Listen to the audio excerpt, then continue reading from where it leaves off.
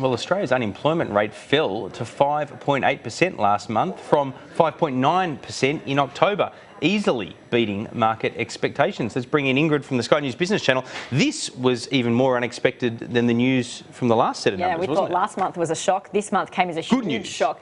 To the upside, yeah, of course, 71,000 jobs added in the month of November, which of course was a lot better than the 10,000 jobs we expected to be lost from the economy over the last month. As Peter just mentioned, last month we saw 58,000 jobs added, and that was a huge surprise. A lot of economists saying, oh, we'll have to see a pullback this month. So they were expecting, as mentioned, 10,000 jobs to be lost. But no, we saw another 71,000 jobs added, and that pushed the unemployment rate even further down to 5.8% from 5.9%, where economists had expected it to actually tick up to 6%. So let me ask you, because we're going to hear from Brendan O'Connor in about 15 minutes if he's on time. He's got an opposition perspective on this. He'll presumably try to be critical somehow.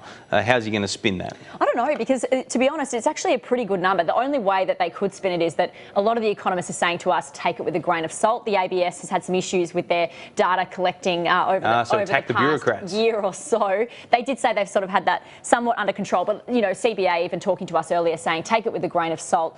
But the trend, you can't argue with the fact that the trend is certainly getting better. Even the participation rate for the economy is up at 65.3%, and it was 65% last month. That is quite, the 0.3%, it's a very sensitive number, so that is quite a large uptick in people actually participating in the economy. So are they mostly part-time though?